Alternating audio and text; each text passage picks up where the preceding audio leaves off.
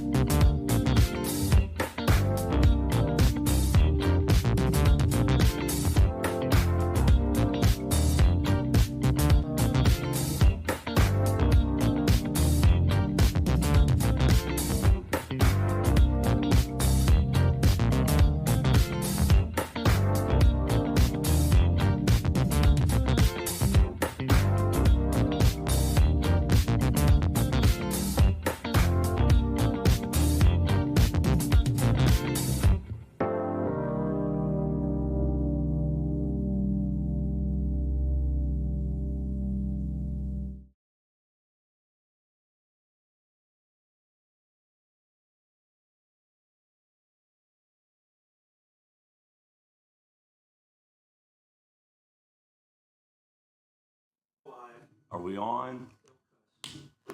All right, it's Wednesday, October 8th, 2025. Yes, it is. Welcome back to Wake Up Wilmington with our special guest today. Are they special, Joe? They're Dustin special. Pierce and Molly Campbell.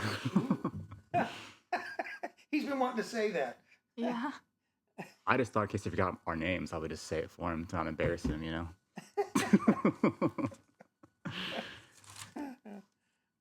Who's the shyer, you or Molly? Shire. Shyer. Dustin. Probably Shire? Shy. Like, Don't you think you're shy?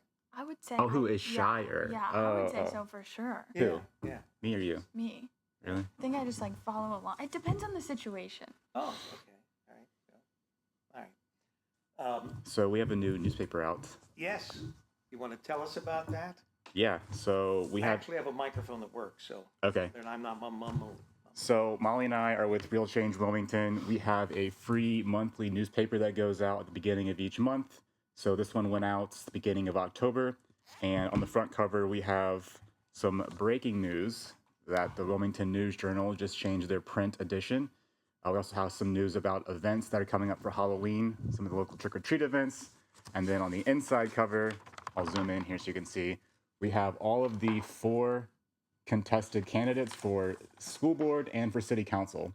So there's 4 candidates for city council and 4 candidates for school board, and each group is running for 3 seats. So there's other candidates going to be on the ballot, but those candidates are not contested. So it's just checking the box by their name and they'll be elected. So, and then on the back cover, we have a story. Molly, can you talk about that one? Yeah, we spoke to the Health Alliance of Clinton County, and they just kind of told us like about what they do and who they help. Basically, they started in 1951, and they were under the umbrella of Clinton Memorial when it was a nonprofit. And then when the hospital sold, they moved under the Clinton County Foundation. And they have 2 main programs, the Cancer Patient Assistant Program and the Scholarship Program. So with the Cancer Patient Assistant Program, they can provide things like utilities, COBRA, nutritional supplements, medication. They even provided a recliner for a patient who didn't have comfortable furniture in their living room so that they could still spend time with their family. And then they also give out scholarships that are roughly $2,000. And you just have to work in the medical field. And they even helped an accountant get their MBA that worked at Clinton Memorial.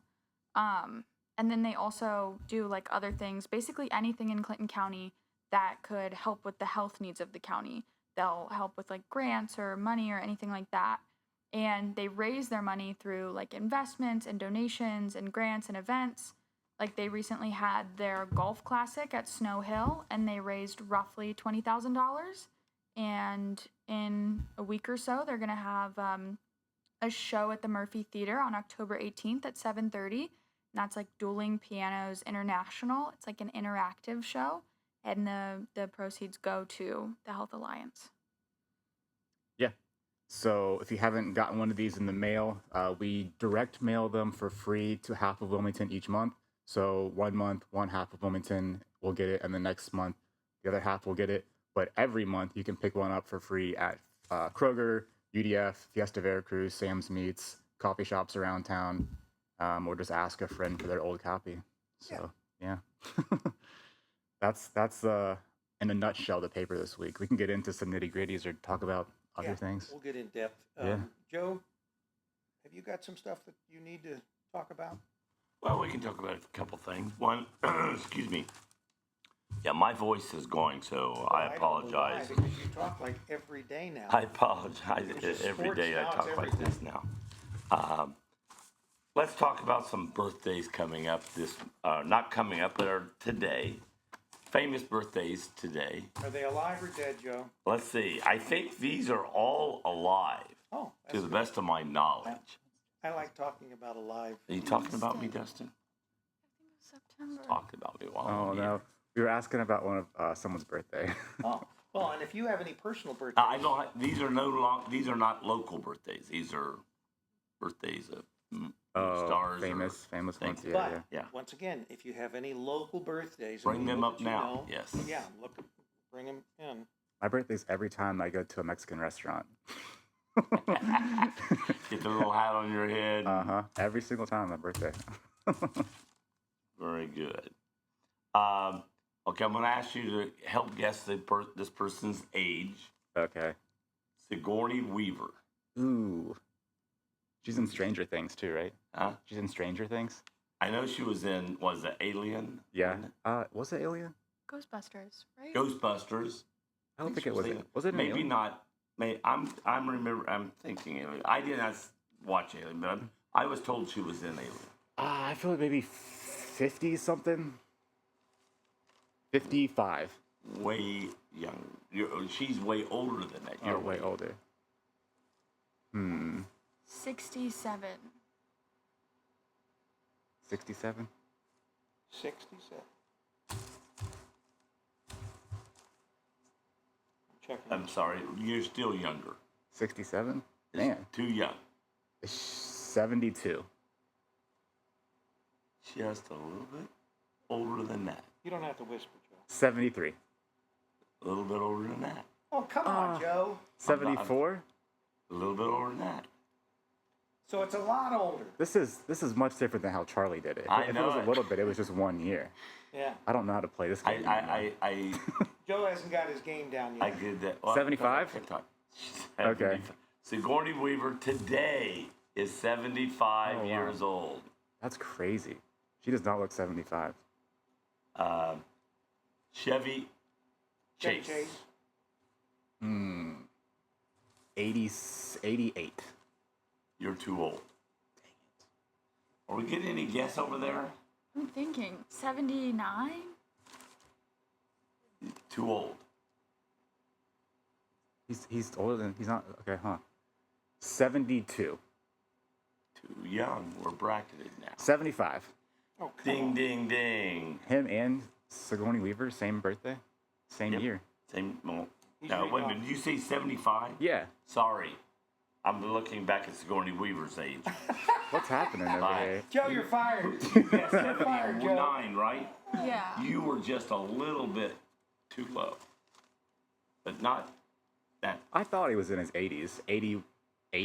No. 81. Just a little bit 80 higher. 81. 81. Does that make you feel better? Just a Yeah, little I bit thought he higher. was in his 80s. I was like, there's no way. All right, somebody closer to you will know who it is.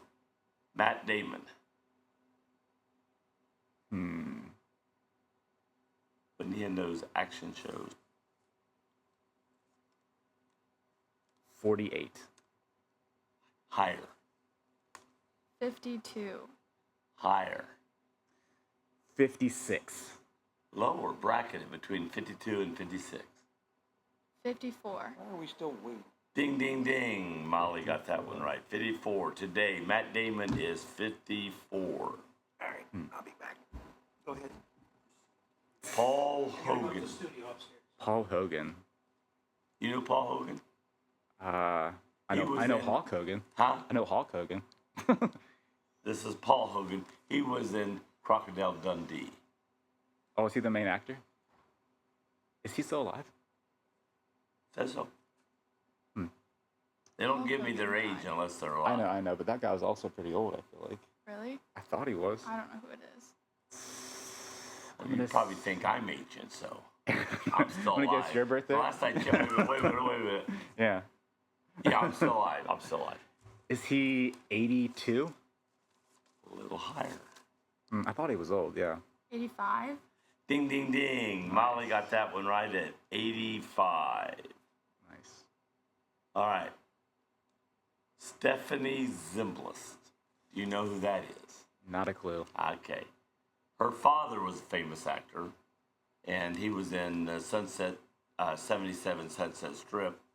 And she was in a TV show, and I'm trying to think the name of it. Rick's not here. He'd help me out on this one. 'Cause I didn't write it down and didn't have it in the article. She was in a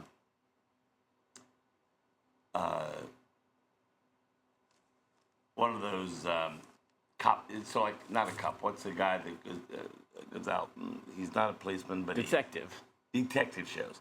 It was a detective show, and the guy that eventually played 007 got his fame being the detective on her show, and he was, I think technically, the show made it out like he was really a crook from olden days, and nobody ever knew his name. He always had aliases, and so on her show, she asked him his name. He looked at the calendar, looked up something, and came out with his name, which became the name of the show.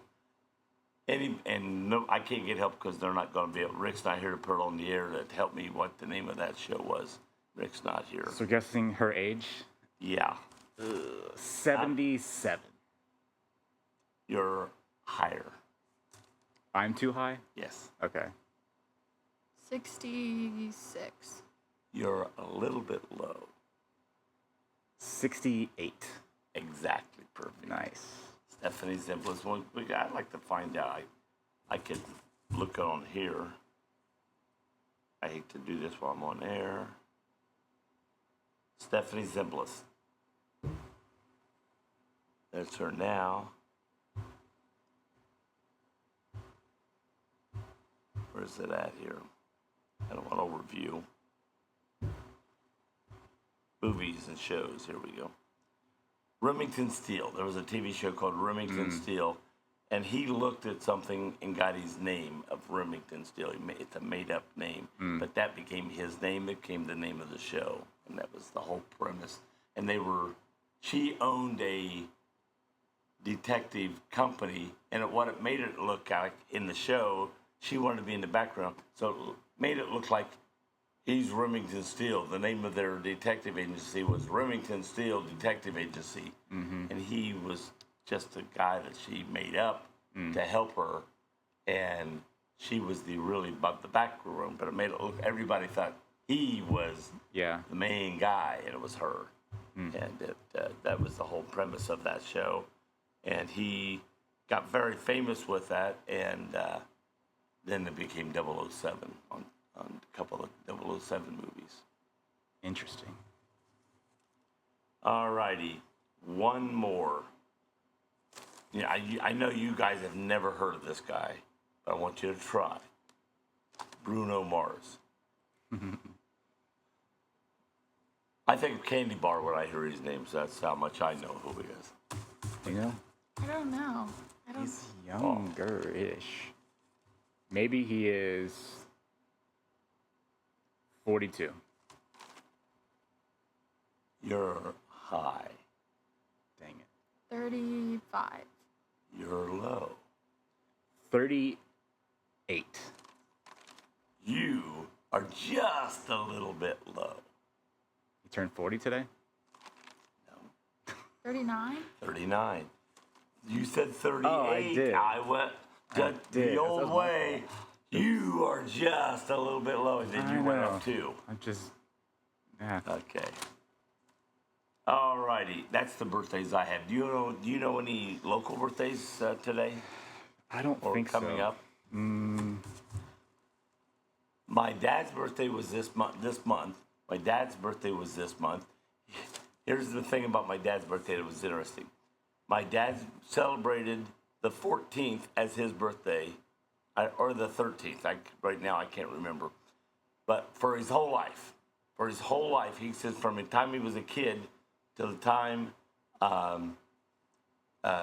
he retired, he celebrated like October 13th as his birthday. Him and my mom were getting married on. They had to wait a day to get married because they were getting married on October 12th. They eloped, and they couldn't get married on the 12th because it was a holiday, Columbus Day. So they had to wait till the 13th, and he always said he got married on his birthday because he had to wait a day. He retired, and he had to get his birth certificate. When he got his birth certificate to retire, it said his birthday was October 14th. He had no idea. He celebrated, he said, for his entire over 60 years as the 13th as his birthday, and the 14th was his birthday. My grandmother's birthday was the 10th or 11th. I'm old. I can't remember these things. I used to know these things top of a hat. Can't remember these things now. Do schools still get off for Columbus? Or is it Columbus Day coming up? Or what's the holiday coming up? Columbus Day. Do schools still get off? I think they do, but they sort of watered it down a little bit. They call it Teacher's Day or Indigenous Fall people, Day or something like that, you know. Yeah. To be political correct, you can't say certain things anymore or whatever. Yeah. So I think they still take off. Rick, do you know this? What's that? Do they still take off for Columbus Day for schools? Do they call it Columbus Day? I don't think so. I think a lot of schools take that day off. I But thought it was Indigenous Peoples Day or something now. Yeah, Am I going to get us canceled for saying Columbus Day? yeah, I accidentally said that. Well, first of all, we can't get canceled. This is the internet. And I wouldn't even get probably fined $15,000 for saying something like that because we're going to start streaming, at least up in Washington Courthouse. I own an FM radio station in Fayette County. These guys say this all the time. So anyway, we're going to start streaming the program over that. And we're finishing up the speakers across Main Street here. And so from 8 to 10, it's going to be live on the street. Yeah. This here? That's right. And we're also going to add speakers down on Sugar Tree. We've got a camera going in at the General Denver, like a weather cam, but you'll be able to dial it up and see what's going on right there at the corner. Yeah. And we're going to add cameras around town. We got all kinds of stuff that's in the works. Besides the flag that's being painted on the side of the, you're going to have to do something on that. Hey, I want to check out your memory. So anyway, I want to check out your memory. I'm getting the connection. Joe, I have a statement here to make. We are getting response to the stream because you can see the people I'm putting up on but the stream is not going out. There was a major, and we're recording this, so it doesn't matter. I always post it on Facebook even afterwards anyway. So Michelle Thibault is. I saw her put something up there. She's saying she's going to stop by here and see what's going on because they're waiting for the show, and it says waiting, and our logo is on the screen, but it's not. And there was this huge. Hello, Michelle. Imagine that. Come on in, have a seat. We're live. I saw you wrote something. I said, "What the heck are you? What's it mean?" Sit down. We're live, and you didn't know we were live. No, we know we're live, but see, that's what they're seeing. And look, we're live. We've seen all your stuff here. We've been posting But the point is, there was a major upgrade to our software last night. Okay. Our streaming software. Yeah. So I'm thinking that there's something that either I have not. Because I have to configure the stream every morning. They're here. Yes, we're here. Hey, Michelle, and we will post it after the show. Michelle, would you like to take off early one day every week and come in and be host for 8 to 10? Take off. She's a nurse. I know she's that. Needed. She could go in late on certain days of the week and be here and have a nursing class. You could ride and in talk on your about nursing motorcycle things on air. And we could park it right there in front. I haven't rode my motorcycle all week or all year. Oh no. Well, see, No. this would give you an opportunity because it's inside. I have to have surgery again. Again. Yeah, at the end of the month. Oh, that's not. They're gonna put a cage for all three vertebrae. Ah. Fun. So we are alive, and so where were you guys? Just keep it up. Keep going. So Sorry. you were talking about installing speakers all through downtown.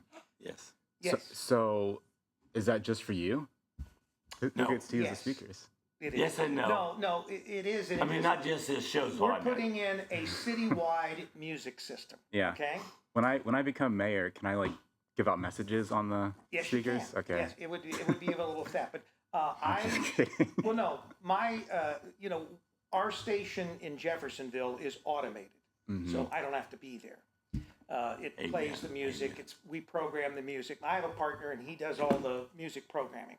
So anyway, we're going to have automation software that will operate this system as well. So the music will be programmed. For instance, we want to get this done by Christmas so we can do Holodazzle again, because we streamed Holodazzle last year from the second floor of the Murphy Theater. And that's another reason why we're putting the camera in, but we're going to add additional cameras over the next few months and into next year. We tried connecting. These speakers have been here for a decade, okay? The wires that went out. They worked from WALH, which was the internet radio station down on the corner. But they didn't own the system. We did, or at least Main Street Wilmington had installed it. So what they are doing now is they're rewiring, because the wire is a decade old and it's sort of deteriorated. The speakers are fine. And we purchased some more speakers too. So there'll be there's already speakers across the front of Main Street here. If you look, as you go out, there's about 7 Up this speakers. big black. And we bought another one for the Pocket Park because someone cut it down and stole it. So anyway, but there's a speaker in front of WALH. So all these speakers will be connected. The wiring will go up to the second floor into our suite upstairs, and I'll have a computer up there with our automation software, and we'll program the music. So if you have any suggestions for some of the music you want to hear, and it'll play from 8 a.m. to 8 p.m. So Okay. yeah, I don't want to. 10 o'clock is too late, even though legally we could play the music till 10. But people live in these apartments up on the second floor, so we're not trying to create any other havoc. Yeah. Right?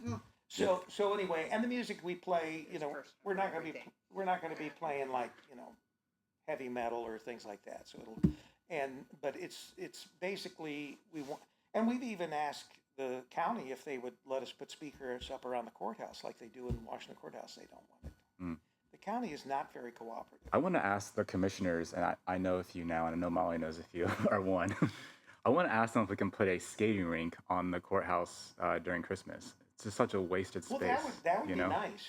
But when we build my 3-story underground parking garage, it's going to have a fountain and skating rink That'd be already nice. as a part of that. So And you Fantasyland? need to push that and not. Pipe dream. Yeah. need a What pipe. city's that going to be in? I would love it. Yeah, I think that would be great. Well, I think that it would give us a place for the kids. I already showed him the picture of the You could parking skinny garage dip is already in the there. summertime. That's your real reason right there. We We don't need that. We could collect all the Gee, money, there it is. from throwing coins in the fountain. Yeah. I mean, it would. Throw in dollar bills, while people skinny dipping. Yeah, well, maybe silver dollars or whatever. Yeah. So, when does the I'm trying to get surgery canceled. happen? In case you I didn't know. can tell. Dustin, shut your mouth. I'm like, oh my God, doesn't stop. Mid to late November. Just keeping it You know, real. we've lost control of this again. We have lost. I think Rick should be hosting the show. His face should back be right there here. He's just- basically hosting it from He the. should be. Yeah. Probably, but I try. I got too many things that He likes to stir up but stay behind the camera Yeah. so nobody knows Well, what's we're going not on. stirring it up anymore. We're backing off. We're trying to. Rick cannot Go do the that. straight and narrow. Well, more straight and narrow. I'll never be straight and narrow. But Amen. Amen. but I'll anyway, pray for you. yeah. Yeah. But with the addition of adding, it's a $15,000 fine if you say the wrong words on radio. FCC will fine for every occurrence. So I don't want to even get close to being fined $15,000 an occurrence, because if we did one of our regular shows from earlier in the year, we probably would have racked up hundreds of thousands of dollars in And I was not on any of those shows. So anyway, we're not going to do that. We're going to go more middle of the road. It's going to be, rather than a Bob and Tom or something like that, or a Howard Stern. We're going to get back to, I'd like to make it more like your publication. And that's another reason why we'll talk more. But I think if we can collaborate, I think it's going to be beneficial to everybody. It's going to be beneficial to the community, and that's what this is all about. That's what it's for. That's right. It's to help and for the lonely nurses at Clinton Memorial. Well, it's not Clinton Memorial anymore, is it? Tri-Health Regional Hospital. Can we Clinton have Regional some Hospital, right? letters that we just isn't there TCRH. TCRH? Okay, so that will be the hospital. I will never remember. It think we should doesn't call it blow off Tri-Health. the tongue for me, but Yeah. Well, I I'll mean, get the that. hospital's changed names 3 times. several Yeah. times. Yeah. Be northeast. Like that. I don't think that's going to fly. You don't think that's going to No. fly? I could have been north, though. Okay. That's who owns you, Yeah, Tri-Health owns. Oh, so yeah. Yeah. We're in the process of transitioning. So far, it's going well. Well, and that. I have to reapply for my job this morning. Oh, you Oh, do? boy. Yeah. Oh, that's a piece of cake. But you didn't come down and see me when I was in the I hospital. tried. Yeah, sure. We heard that before. I only knew Did you hear- an did you hour hear- ahead of time. I was in the hospital. How many weeks ago was it now? 2.5, something like that. See what he a said? month? Literally, here's what he said. 5 minutes before they're leaving, letting him go, he goes, "Hey, Joe, why don't you call up It and see wasn't if she 5 minutes. It was It right was when I first got there. No, it wasn't. It was an hour before you left. Is when I got the message. Yeah. from See, Joe. Joe, you An liar. hour. Joe, I was just- had to I was finish all. up my work. I and was then- all loaded up at the top of the stairs with equipment for a Friday night football game. I made it halfway down the stairs, and that's all I remember. I fell down the stairs. At the bottom of the stairs is a coat closet, Coat closet. and fortunately, it has a hollow core door because my head cracked on the back of that. I About ended up that with a big around. concussion. Looks like you I threw a didn't- basketball I think through I it. still probably had broken ribs, but I don't know how they, or at least deep fractured. breaths. Yes. Yeah. Deep breaths, so you don't get pneumonia. Yeah. Well, I won't. Yeah. I think I'm beyond that. But anyway, I was in the hospital for all of 5 hours, Yikes. and I called up to have her come down and visit me. Who Give me called some up? care. I called up. Okay, Joe so, did. so Joe called up, but apparently Joe is not important enough to. You should have mentioned my name. He did. Oh, did he? Did he? Okay. Well, you were busy with it. I was on a phone call. I had another call I had to do. It takes It's a hospital. little They're busy, time. Right. Right. But anyway, so And she anyway. said, "Rick, who?" So I still am in the process. In fact, I said this morning it was kind of strange because I've gone about a week and I've not had any difficulties. This morning my ribs hurt. I was dizzy again. So yeah, I don't know. Would a concussion last that long? Yeah. I got a big brain. That's the problem. At least I have a brain. And they did an MRI on me, of course, but they didn't. There's no reason to do X-ray. The thing is, if you've got a big brain, it only lasts a day or two. The smaller brains, it lasts forever and ever. So, Oh, is that it? Yeah. But anyway, I get no respect. Why don't we take a break? All right. Yeah. I'm going to turn the microphones off. Oh my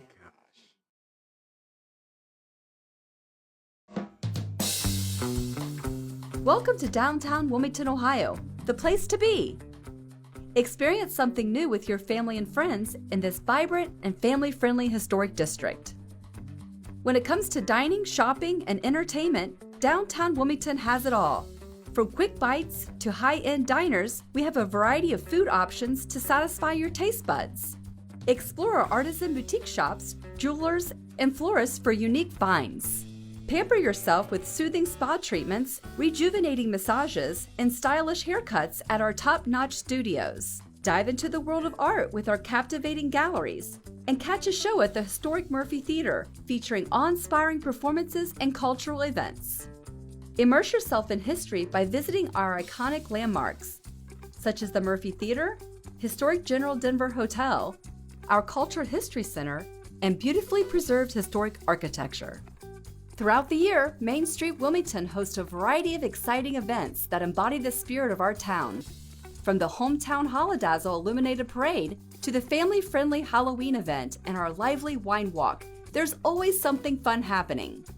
Additionally, the Convention and Visitors Bureau presents a summer concert series featuring the annual Rock the Block, and we also have our weekly farmers markets. We boast a designated outdoor refreshment area where you can purchase alcoholic beverages and carry them as you explore the town. So what are you waiting for? Plan your next weekend getaway in downtown Wilmington. Head over to mainstreetwilmington.com for all the latest updates on events, dining, shopping, and entertainment. Downtown Wilmington, Ohio. Roller Haven is located at 1640 U.S. Highway 22 Northwest, Washington Courthouse, Ohio. The perfect place for a day out with the family, birthday parties, and even an organization event or fundraiser. Check out our website, rollerhavenwch.com.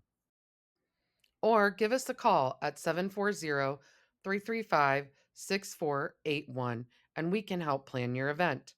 We look forward to seeing you there. The final resting place haunted junkyard is located at 988 Polk Road in Sabina, Ohio. Our hours of operation are 8 to 12 for midnight Friday and Saturday nights through the month of October. Our opening weekend is the last weekend of September.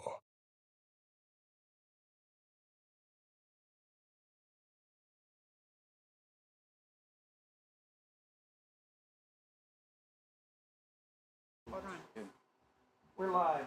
Car Express, keep moving. 740-248-5300, Troy Bach, Washington Courthouse, Ohio, right across from the Washington City Schools.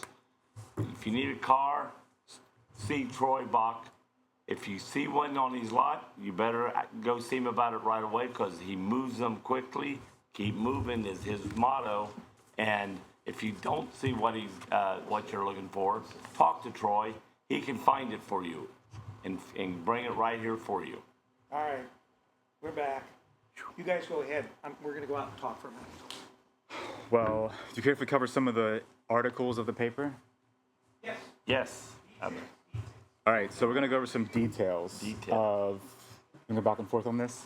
Sure. So our first article in the paper this month is that the Wilmington News Journal's print edition is now called the Connector. So 3 different counties, Fayette County, Highland County, and Clinton County came together, the local papers, and they still all have unique individual online presence. They're still called the same thing on their website. They operate independently, but their print edition is now one paper called the Connector. So one of the things that Elizabeth Huber said that I thought was pretty cool is that I don't know if they were considering raising the price of the paper to make it more economically feasible, but instead of doing that, they changed their 10-page paper to a now 32-page paper, and that just made more sense economically, and also readers of these 3 counties' papers are getting more bang for their buck now. So the same price, but instead of 10 pages, you're getting 32 pages. Is that right? Mm-hmm. Yeah. And she also said that they've added, instead of just covering 4 schools, now there's 14 schools covered in the paper, and they have a cooking column, which people are really enjoying. Yeah, so some history about the News Journal, according to Elizabeth Huber, is that they, and the building, I guess, too, says this, if you walk to the News Journal, they started in 1838, and I didn't know this, but originally they were printing 2 newspapers every single day, so a morning newspaper and an evening newspaper, and then, well, I think, was it every day or Tuesday through Saturday? Way back before our time, that's what they did a lot. The morning edition, you would hear, especially in the big cities like New York stuff, you'd have the morning paper, and then later you'd have the afternoon paper. Mm-hmm. And so even smaller papers in town like Wilmington did the same thing. You know, you'd have the morning paper to grab and get your news, and then later they printed the afternoon paper, the main paper everybody got. That makes sense. It's kind of like today when you get on your phone in the morning and scroll social media, and then in the evening you scroll social media again. You got to always be scrolling the headlines, you know? Right. It changes. So I don't know how long after that they went to, let's see, Tuesday through Saturday publishing. I think they had a Monday different kind of paper or something was on Monday. Didn't have anything. I'm not sure. I think she said they used to have like a free. It wasn't like a paper, but it was like there was a free thing on Monday, but like a shopper's it guide. was like but they didn't. That was totally paid by advertising. It was Yeah. an advertising. Yeah, paper. yeah. But so they didn't print something. It just saved them a little. They have paper got so expensive. It was trying to cut down as much as possible. Yeah. And then some recent news people will know is that in 2023, the parent company of Wilmington News Journal, AIM Media, decided to reduce the publication to 2 days a week, or 2 days a week. So I think that was on Tuesdays and Saturdays. We talked to the News Journal, at least in my experience, there's people were kind of upset about the reduction of printing. And Elizabeth said that around that time too, some of their long-standing journalists had retired. They were down to one journalist for a while, so they were kind of in a transition period. But something that I've noticed, and Elizabeth confirmed, is that in the past year or so, they've really picked up their coverage. They have, I think, 3 journalists now that cover countywide news, and they really leverage their website to publish breaking news as soon as possible. Instead of holding it to the paper, they get it online as soon as they can, as soon as it happens. Do you want to chat about the... Yeah. And then they also, besides like putting out their paper and their website, they also participate in the newspaper and education program. So like if a teacher from a local school requests papers, they provide those newspapers to a local teacher. Elizabeth shared that they are providing like 20 papers a month to a teacher at Clinton Massey, so that's super cool. And then they also take care of all the logistics for the Wilmington High School student paper. So like the students, write the paper and that kind of stuff, and then the News Journal prints it free of cost, right, to the high school? That's what it sounded like, yeah. And then gives it back to the high school, and the students distribute it like amongst themselves. But Yeah. So I'm a little bit younger than newspapers, I guess. A little. A little bit. The newspaper's over 100 years I old. mean, like I never got into it. You know what I'm saying? Like my grandpa had a newspaper. I was editor of my high school newspaper, Beaver Creek. Were That's you? 100 years ago. Yeah. Yeah. So I have a high school journalism degree. Oh, nice. 4 years.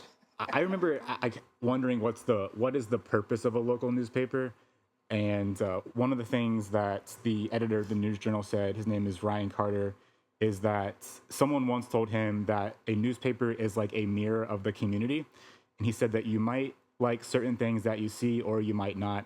That's why we try to be a mirror for our community. So that was kind of cool. Something someone else told me one time is that a local newspaper helps keep people accountable.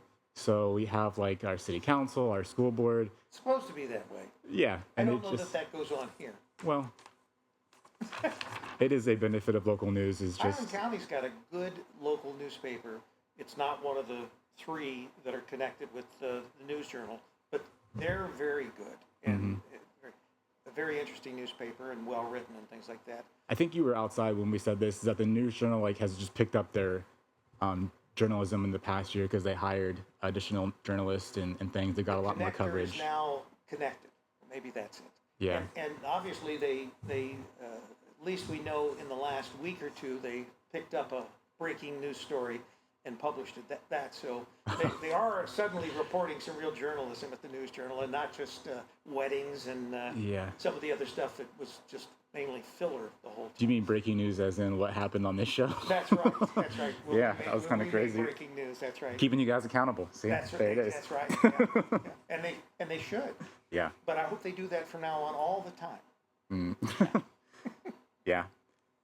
Any comments for you on the News Journal's history? On the history? What do you, in what regards? I don't know. What's been your experience with the News Journal? I mean, I've You had read it for years, and I liked it. I love to do the crossword. I buy it for the crossword puzzle. That's why. That's the level of That's Joe the there. level I am. But no, I've liked the News Journal for years, and I've known people that were working on the News Journal and for Yeah, decades. I've known past editors, and it's had its better days, but maybe it's doing a revival, a renaissance, or whatever. But I'm agree with you. I think it's important to have one. Right now it's Wednesday and Saturday, and if that's what it needs to be, it needs to be. I mean, there's downsides to it. People say, "Oh, the sports was last night, but I can't read about it for 2 or 3 days." Well, you can. You just go online to read about it if you want to read about it immediately. And if you want to wait until it comes out, then you get Technology has changed, just like I used to own a photo processing company here in town. But I told my partner when we first bought it, because I said, we got about 5 years before, digital is going to replace everything that we're doing here. People aren't going to bring their film to us to have it developed, unless it's really, and the photographers that develop they develop their own film. They don't bring it to, some pharmacy to have them do it. But so technology has changed everything. Joe and I have been doing Campus Nation for 17 years. When we first started doing it, it was analog. There was no digital capture as far as capturing images and things like that. It was all a digital capture card. I mean, a analog capture card. So, fast forward and, today, and everything shrinks. It's like everything that we're doing here. Yeah. It took us 4 bags that we carried around, and up these steps to the, to the press boxes and all that.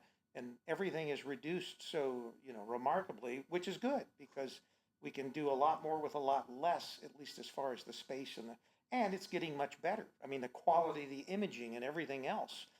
Our first analog streams that we did from the Rusty Keg when we did our sports shows up in Washington Courthouse, they were grainy and the internet was not that good, because we didn't have fiber like we do now here in the Murphy. And with this fiber and with fiber also in Washington Courthouse or wherever else we locate, the connection is so quick. There's all kinds of stuff that we can do. I can bring people in to be on this show remotely from anywhere in the world and put them in a box side by side with whoever's doing the interviews. And we haven't used half the software capabilities that we have even with this. But that's the technology, and it's great. That's been all my life I've been involved in technology. As far as I had one of the first dial-up internet companies in Wilmington with Internet Nation, and so there have been a lot of things that have changed over the years that we've seen as far as technology. And it's just like with your publication.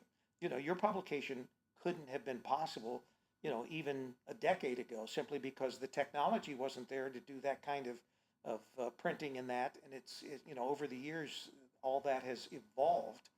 And that's why there's a lot of opportunity, and community-based, information is very important to places like Wilmington, like Hillsborough, like Washington Courthouse. Yeah. And you guys are right in the middle of it. I was hoping, just like a microwave oven, when it first came out to the public, if you watch game shows, they were worth $650 for a microwave oven. You can go out to Walmart now and buy one for $54.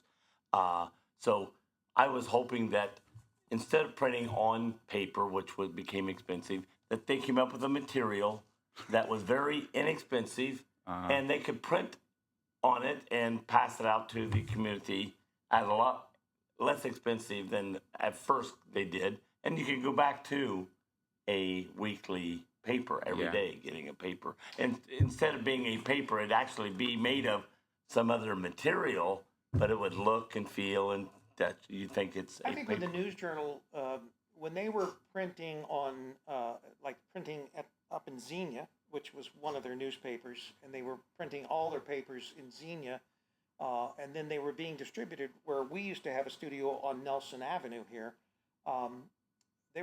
I don't know whether they were using a soy-based ink, but that was one of the first major changes in the printing process that made it a lot less expensive. But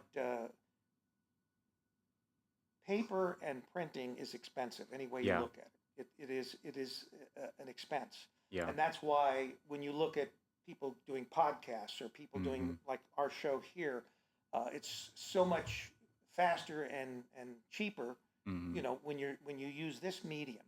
But it's not the same thing because some people like to have it in their hand. Right. It can be worth the investment. Maybe it's because I'm old school, but I like. Well, that's what I was saying. I wonder if technically the future, because everybody's doing podcasts and these type of things online, that if that doesn't change, my only fear of that is there's so much AI and so much hacking that you write up a paper, you're putting it out as a podcast, but then somebody's able to go into it and change it and add something to it that you didn't say, but it looks like you said it, where On the paper, they can't do that. Well, that's always that possibility. But, Only, but not as anyway, we're way off the track here. What else are we talking So, well, about? someone, to get back on the same track, Right, right. we were at a chamber meeting and someone mentioned how, is it even worthwhile anymore teaching journalism to students, because like, Sure it is. oh, I'm getting to that. I'm just saying, somebody asked that question and I was like, well, I mean, you can still teach journalism, but maybe just teach all the other avenues these days that you can journalize, like a podcast, for instance. Like, yeah, have a journalism class where you write a paper, maybe also teach how to create a podcast, like have the podcast for students, because that's a new form of media. Yeah, That's and the way journalistic cheaper. principles are the Yeah, same. same. Yeah. And you're still asking the same questions. You're still holding people accountable. And there is, with AI and what Joe was discussing, there is some downside because things can be manipulated. Things can be changed to look like they're something that they're not. Yeah. Whereas at least on print, once it's in print, it's there. It can't, you can't, for the most part, you can't manipulate it or change it. Once it's actually appearing Right, that was my in meaning. hard copy. Not that it can't be changed, but once it's on the paper. But you that's can't change why it. collaboration, and there are all kinds of ways that businesses and people can work together to get the job done and to be able to deliver it in a number of different mediums. And that's what this is all about. You have a medium here, we have a medium here, but there still can be collaboration, and it benefits you and it benefits us, and it still makes good business sense because ultimately we still have to pay for all this some way. Nothing is free. Yeah. And so whether it's the time you devote or whether it's actual time and money or it's a purchase of equipment or anything else. But I think that you are on the right track with what you do, and we're on the right track with what we do, but we can also do it better in some ways in working together. And I think it's cool that the news journal would let us talk to them for the article, because we're kind of like a local paper as well. But I don't see us as competition. I mean, they're like in a league way up here, and we're just like I don't know having if a it's good about time. a league. It's just simply that, and yes, they are local in the sense, but their articles are probably at a different level. You're not going to report hard news. You're not going to. Your publication is more about what we're trying to reinvent here. What we should, we've been doing this for a year and a half now. A lot of people don't realize that, but anyway, a year and a half ago, when I sat down with Steve, here at the Murphy, and told him of my vision of what I wanted to do, it wasn't anything like we ended up developing into, and part of that was we allowed us to be pulled that direction. Yeah. And as much as I struggled to try to keep people on track, sometimes you can't control them, and especially if you give them any kind of authority. That's the thing you have to be careful of, and that's the way it is with anything, business or government or anything else. You have to be careful where that power goes because once again it can. Now, Molly, don't give him too much authority here. Yeah. That's what he's trying to tell you right Okay. So what else we got? Okay, so moving on from the news journal's new connector newspaper, we talked about the downtown trick-or-treat events. So there's at least 2 events. I think there's a few more. Yeah. It sounds like there's a lot. There's also an FFA trunk or treat, which is not in the article. What's on the back in the Yeah. event section? On. I'm not sure. You see it? Yeah, the FFA. You see it? Oh, October 8th. It's tonight Oh, wow. from 6 to 8 at Wilmington High School. But then the article on the front talks about the merchant trick or treat, the downtown trick or treat, and that's October 18th from 11 to 2. They're doing a costume fun run this year for the first time, so that will be like a fun run in a now. It's costume. perfect for you, Rick. I'm already dressed up. Starts at Wheelies, the run will, and then after that they'll go into the 11 to 2 trick or treating, and it has 25 businesses around town, and like the Veterans Memorial will have some cool stuff. The Pocket Parks, they're also gonna shut off Sugar Tree Street, and they're gonna have like food trucks and bouncy houses and face painting and it's free, no registration. One of the organizers said they had 700 kids last year. So it's only There growing. were a lot of kids Yeah. downtown last It's really year, cool to see. if Yeah. you were down here. And I also endorsed Sarah Fear for school board. We're not there yet. We're not there yet. How does that relate? It doesn't. He doesn't. I just thought I'd He get that He's in. changes. just skipping Well, ahead. You're just skipping ahead. He just goes wherever he wants Yeah. to go. He wants to keep us on track, but he can just do whatever he wants to do Well, over there. I have to Jeez. sidetrack you occasionally, then I rope you Yeah. back. We were doing that the other day. We were talking about subjects, and we're talking about Yeah. maybe it's birthdays, and we talked about one of the people that was on our birthdays. And all of a sudden, Rick starts talking about something I'm old. What can I about say? something. You know, It's like it's dementia. It's, oh my gosh. Oh my. There's a new dementia wing at Cape May you can check out. yes, Oh, really? Just opened up last week. No, check it out, Rick. I have to check it out. Yeah. But, well, I got to put Joe somewhere after he retires from doing our broadcasts. Oh my gosh. Yeah. I'm still able to go out and referee a game. You were able to Fall down some steps. fall down some stairs. Yeah, Yes, that's right. thanks to Dustin. Hey, I fell down 10 steps. What's the big deal here? You know, You're still here, yeah. Strong. That's crazy. no broken bones that I know of. Nothing to break. They did an EKG of his brain and couldn't find anything. So No, they did not do an EKG. All they did was an MRI. So that's the downtown trick or treat. The other trick or treat is at Denver Park by Kroger. And that one is on October 25th from 4 to 6. And it's like a trunk or treat. So they'll have like 35 participating businesses and organizations. And they decorate their trunks, like the trunks of their vehicles, all cutesy. And the kids will just go from trunk to trunk. And then they'll also have a haunted house on the basketball court, sponsored by Wilmington Public Library. And apparently it was a big hit last year. So If you're an adult, Tin Cap has 2 Halloween parties, one on the 25th and one on the 31st. So those are always jam-packed and pretty fun. Definitely check those out. Get your couples costumes. And while we're talking about it, there are new pickleball courts Oh, that yeah. have just been finished in the park. Yeah. Yeah. And I think I'm going to put a single pickleball you're court pickled, so you'd fit so in that real well. we can broadcast pickleball on that court.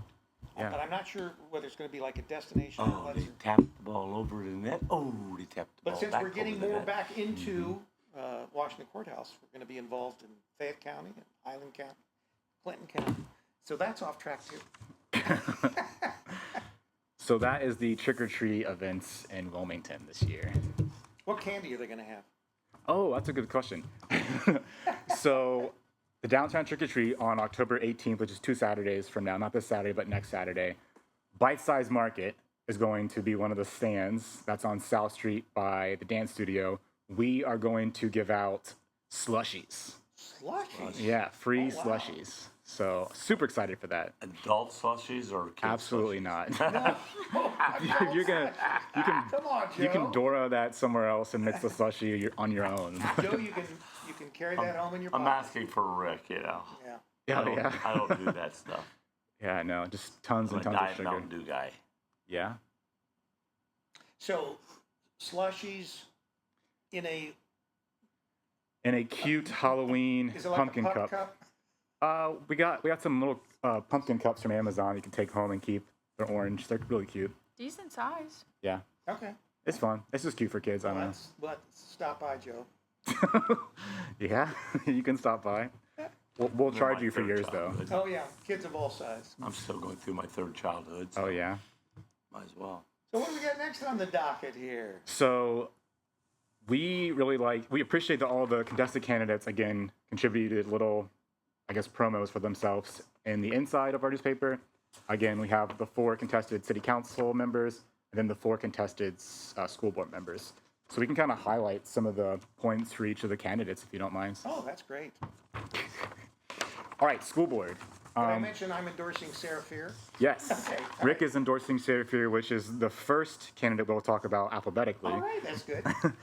Some of her key points is that she graduated from Wilmington High School. She is an active member of Wilmington Rotary, Leadership Clinton, and youth sports groups. And although she doesn't have her own children, many students, I think maybe at her church, refer to her as Aunt Sarah. So she is super passionate for schools. Any other thing that we need to touch on from her bio? She loves me as an official. Okay. Joe. Yes, she Is does. that sarcasm? She or- does. She does. Everybody loves She Joe grew as up an with official. my family, so Sarah's in my school. banker too, so that Oh, nice. Where's she a banker at? PNC. PNC. She's my banker. Okay. Too. Yeah, she's the manager there at PNC. Nice. Yeah. I have one of my accounts there. There you go. Yeah. Well, we know you have your money hidden all over. Yeah. Probably a lot of it's offshore, though, right? For sure. Under mattresses and Yes, of course. buried on islands. The next candidate is speaking of candidates for school board, apparently they're going to announce the who's filling in for Bill Learman Uh-huh. next Tuesday or Yeah, Monday or They Tuesday. have to replace him for Yes. the rest of his term. Yes. Yeah. So they're announcing there's some people who applied, and they'll have a special school board meeting next week to announce who that's going to be. And who picks that? The current school board members. Yeah, they All have the to- they have members. to vote, That's Yeah. my question to put out there. Is it one person or two people, or is it the No. entire board? The board will vote. Yeah. And whoever wins the Okay, that's yeah. you But know Bill still sometimes. currently will be on our show here. He took a little time off because of the getting pulled into the. He never opened his mouth. That's the bigger irony, I guess you could say. But anyway, and Bill has been doing Wilmington College broadcasts with us. So, but I've got to get a hold of him. Joe, you need to get a hold of him. 'Cause I need to get a hold of him. You need to have him call me. I'm gonna do all this for Rick. Yeah. Joe's my secretary. I'm something. Do you remember that phrase, silence is violence?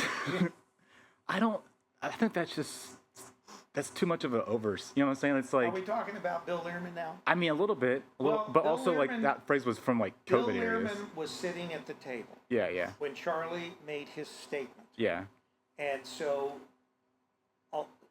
the squeakiest wheels thought that Bill should, I don't know, get up, Yeah.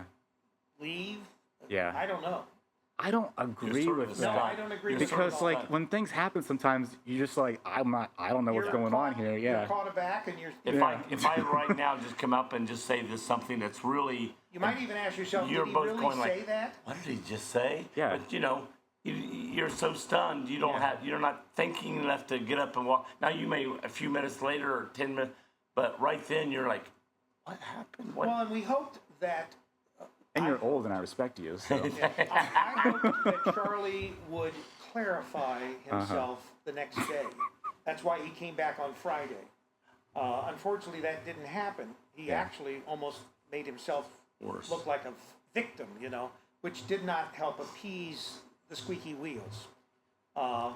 I think they were waiting for an apology, and there was no apology. It was more That's- like, that's- here's what I meant That's for you one to thing. understand. But the bottom line is Charlie is the person that spoke and said what he said, and Charlie is the one that owns it. It's not Bill Learman. It's not. It's not Sarah. It's not Uncle Punky. Anybody that was at that table, Or obviously, I'm not at the table. I'm always in the background. In fact, most of the time, I'm just you're hearing mumbling because I don't have a microphone. But so everyone just assumed that it was Charlie's podcast, because Charlie was the prime person. And Charlie had been told in front of these people and the people that work on Wake Up Wilmington time and time again by me, don't get political. Stay away from religion and politics, unless that's the actual subject. Now, we're going to have someone come in next Tuesday from the Capitol, and she's going to be talking about what they're trying to do as far as the taxes and reducing taxes and maybe even doing away with state taxes. So she'll be in Tuesday. But that's a reporting, not. Exactly. We're not talking politics. That is a reporting of policy that's going to be instituted, or we're attempting to get instituted at the state level. So politics is different. People are passionate about their politics, and sometimes that. And I'm not blaming Charlie. Charlie, there were several things that happened in a row that, call it the stars lining up. The young lady was killed on the train, stabbed to death. The young lady that the national news. The next day, Charlie Kirk was assassinated. The next day was 9/11. So there were a lot of things that added up to that. And Charlie made the mistake of opening his mouth and actually speaking that on television, on video, because that's something you can't take back. And so I don't blame Charlie entirely, but he's a big boy. You open your mouth, you say something, you got to either stand by it or you got to apologize. One of the two. He didn't. I guess he stood by it. Maybe that's what he was saying. So, and that's the problem. But this is a talk show. We are live for the most part. And so when you do a live show, you have to expect that things are going to be said or things are going to happen. Yeah. Fortunately, the board here at the Murphy Theater and Steve, who is the executive director, they obviously know me, and they know, that we don't necessarily hold those same views, and that, we aren't, we're not ready to line people up or to, suggest any violence, because that's the problem. The problem is when you suggest violence, that's no way of accomplishing anything. The whole point of even this show is, to get local people in front of the camera and talk about their businesses and talk about, their livelihoods and things like that, or whatever they're doing. I thought it was to come in and get free food occasionally. Yeah, that's right. Well, we do like free food. Yeah. Hint. I text Charlie. I didn't watch that episode, but I just heard the controversy in the news journal. I wasn't here either. And I was just like, I felt bad because he comes in every day of the week and just has to talk and put on a show, So at some point you're just gonna say crazy things. It's not scripted. Yeah, it's not scripted. So it's like he's really putting himself out there. So I felt bad in that sense of all these people who are just critiquing now. What are they doing? Did they get up at the crack of dawn and put on a show that helped the community? No. Yeah, well, unfortunately, there are people in the community that take the opposite of whatever, for controversy, for, maybe their lives are boring. I don't know what the reason people jump on. We've had the same issues with the Murphy Theater. Yeah. And I don't care what business you're in or, who you are, there's still going to be people that are, we'll call them haters, that are going to hate you. And they're going to hate what you stand for. They're going to hate, and they're just looking for you to make a mistake. Exactly. There it is. Told you he was a terrible person. Believe me, we do live all the time. Yeah. We do very little that we record. Everything we do, whether it's sports or anything, and I've been called into the principal's office at Wilmington College for a few things that some people have said on the air. Wilmington College as a principal? I'm just making... What are you talking about? I'm the parent. I get called in when I do a broadcast at Wilmington College, whether it's Charlie or Joe or someone else, and they say something, they don't bring them in, they bring me in. I've got to go in and face the music. And I've done that a couple times. Yeah. But that's, part of doing a live broadcast. Yeah. And in most cases, in all those cases, there's no malice. No one's out there, trying to be malicious or trying to... And I honestly believe that Charlie wasn't being malicious either, but you have to, you have to own up for what you do, and that's part of the whole thing. If he would have apologized, honestly, it would have made no difference. He could have come in here, and he could have, he could have bared his soul, and people would still have said, well, it wasn't enough, or you didn't say the right words. Or, so you can't win in that kind of situation. Some people just want to be angry, It's like they just... It's like this. There are this many people that were aghast at it. He comes in and apologizes the next day. This many people would have went, oh, okay. But there's still that group of people right there, and no matter what you do. Yeah. And we're obviously, because we didn't intend on getting into this kind of discussion here, but the point is... how did we? I don't even know what... I think I brought it up exactly probably. That's what live television I think is I all did it. about. Which makes it interesting, but also, and this right now, we know because of whatever the issues are with YouTube or the new upgrades to our software, we're not live. I'm still going to post it. Can you edit what we say now? No. In 307 podcasts, or whatever you want to call them, vodcasts, I just call it television. It's not linear television like you see normally. But anyway, the bottom line is in 307 broadcasts, I've only pulled one broadcast. And I only did that because the conversation or the questioning or interviewing, I don't think it was appropriate, and I agreed. And so I pulled it. And I don't even know what of course, it's not up there anymore. But there was a young lady. She was 18 years old. She looked like she was about 13. She wrote a book. She was here with her father. Her father sat right beside her, and Charlie asked questions that she had a partner that wrote the book with her that was like in her mid 20s or mid 30s, and she just felt that some of the questions that Charlie asked, like where do you work, that was too much detail and no need. And I agreed. There was no need for that question to be asked.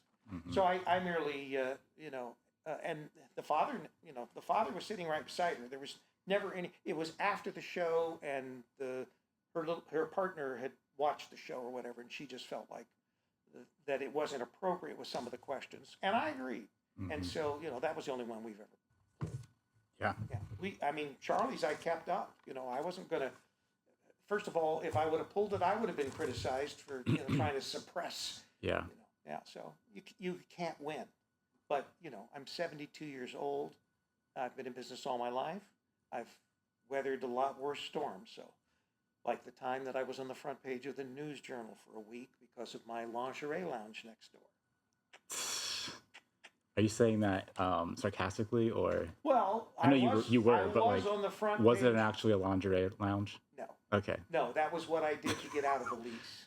And I wasn't even signed on the lease. Yeah. No, I had a nightclub for 2 years next door at Samuel Walker's. We drew people from states around. It was a very popular place. We had 1,000 people every weekend on Saturday and Friday and Saturdays next door. And, but anyway, we were trying to get out of a lease that my partner was signed on. And I said, I can get us out of the lease, but it's not going to be pretty. And so I came up with the idea of a lingerie It's not lounge. going to be pretty. Yeah. Oh my gosh. Most of the community knows this, but anyway. I don't think most of the community knows that it was just a gag, though. Probably not. Yeah, they think it was real. But it lasted for 2 weeks, and we were out of the lease. So I accomplished what I was setting out to do. Yeah. But like I said, I've been in business all my life. I know how to do these things. And it didn't bother me to be on the front page of the News Journal. But yeah, literally. And at the time, the editor for the News Journal was a young girl. She was, I don't know, probably early 20s. So I don't even know how she ended up being editor of the News Journal. Yeah. But I was good fodder for that was some real news reporting, I guess you could say, that the News Journal did back in the it was 2004, 2005. When all that went down. But anyway. All I'm gonna say is I don't agree with what Charlie said, but I feel like no matter how much you dislike somebody, they're still a human being. Like Charlie's still a human being. You know what I'm saying? And he's right to say it, but once again, I don't make the rules. And obviously, if you have a business that's dependent on those kinds of things, then as a businessman or business person, you've got to worry about you don't tick off half your clientele, because obviously, there aren't that. Half the county is not Democrat, but the point is when you profess violence, or at least it's perceived violence against, any part of the population, or, it could be, any color of skin or any religious, there's all kinds of things that you could do and the only thing that I would say is, once again, Charlie, those 3 days in a row, and he was really, I know he was really upset about the young lady that was stabbed on the train. Yeah. That really bothered him and really weighed on his heart. So Charlie is a good guy. I've known him for almost as long as I've known Joe. For instance, when I had cataract surgery years ago, and he drove me down to Cincinnati to the Cincinnati Eye Clinic. He sat all day while I was in surgery on one eye. Then a week later, he took me back down. That's his big mistake again, right there. He made me see again, right? But Charlie has done, I know, because I've seen things that he's done. He's done a lot of good things for the community. He's given a lot of free stuff. He's discounted a lot of stuff. So he's not the bad person that maybe came out on that show. But when you make yourself toxic, it's hard, when you're, doing a show like this. He couldn't keep coming back in here because he would end up, slings and, what do they say, slings and arrows. it would be impossible for him to be able to conduct a show. So maybe in the future, he'll be able to do something. We probably won't work together anymore, but because this isn't the first time that I've had some issues. Charlie occasionally will say things, just like I said, Joe will say things, but I keep Joe around because I don't know why. But I don't know why either. Anyway, how many school board members have we went over I right now? feel like the school members are not going to want to be talked about right after this, but they don't want to be lumped into this talk Well, conversation. the school board is not, and Bill Lehrman, obviously. Oh, that's what we're talking about. Bill Superior Lehrman Littleman. is, Yeah, that's yeah. what shot us That's off. what Bill did it. Lehrman is no longer on the school board. He Yes. resigned. He sent me, a text message after he resigned. He said, I'd still like to work with you as far as on the show. Now, he's not been back since. Yeah. But he's been on our broadcast on Campus Nation. He's doing Wilmington College. What is he doing? Color? Or are you doing the play-by-play? I normally do the play-by-play. He does the color. Yeah. And unfortunately, this week, I won't be there to... But Bill's another guy he has done so much for the community, and he does so much, and has over the years. So, you got to look beyond just whatever, the fire that was lit is, and Bill, he's even less, guilty, I guess you could say. He just simply happened to be at the table sitting next to Charlie when Charlie said that. So it's a shame. But anyway. Anyways. Yes. Okay, so Bill Lehrman, not on school board. Right. They're going to appoint somebody next week. We talked about Sarah Fear. There's 3 other candidates. So there's Kristen Harris. Kristen is a mom of 3. She graduated from Wilmington. She is on the PTO. She's part of the Kiwanis Club. She had 3 points that she wanted to make in her little bio. She supports academics, ensuring that the staff has the resources that they need to make a safe learning environment. She also stressed financial transparency so that families understand where funds are going and why. And she wanted to help also celebrate and share the many positive things that Wilmington City Schools are doing while also addressing some of the challenges they have in the future. So that was kind of Kristen Harris's synopsis. Eric Hildebrandt. So Eric, he was a Wilmington school graduate of 95, which I think just celebrated something at 10 Cap over the weekend, the class of 95. Yeah, I think it was like an... Anyways. Beaver Creek, we have Who cares about reunions. Beaver Creek? We We're have Wilmington. reunions every month, once Cut a him month. off. Start talking. Because High five. we're all dying off. When you get to the point, you're like in your 70s, you got to see those people more often. Oh, Although yeah. My class was 652, so Yeah. there's still a few of us around. Anyways, Yes. he says he graduated Wilmington High School and also attended Laurel Oaks. He's currently a director of aircraft maintenance for Nationwide Insurance. And the 2 things that he stressed is Wilmington City Schools needs to strengthen their standardized test scores and also just address some of the financial challenges and make those a priority, and just finding solutions for that. Last candidate is Tim Lederhold. He is currently on school board. He replaced someone, I don't know who he replaced. In the middle of their term, and he's now running for a full term. Yeah, he's actually running to be elected. So he was appointed. That's why he's on school board, but now he's running to be elected. Right. He is very involved in the community. He owns his own small business. He met his wife at Wilmington High School. She's a teacher at, it says Wilmington College for 10 years. It's Wilmington High School. It was a typo. Oh, Molly making typos over here. So it's a typo. Oh, It wasn't my typo. it wasn't his It was typo. his Oh. typo. But I wasn't trying to say that. Oh, that's what I thought. So his wife is a teacher at Wilmington City Schools. He also stressed 4 things. So 1 is enhancing communication just in the community. 2, rebuilding community trust. 3, ensuring financial transparency. And then 4, helping make a future plan. And that would include getting some new facilities for the schools. So, yeah. Any thoughts about the schools from the Evil Emperor? Well, I'm not the evil emperor anymore, but now that Charlie's not here, that name You are. went You're more that, evil that, than ever. That name went away.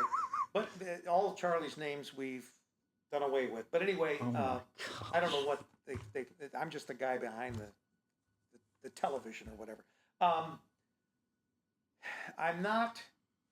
I've had my problems with Wilmington school system. Okay, but I'm hoping that obviously as we fill these new vacancies and elect new people to the school board, maybe the school board can go in a different direction.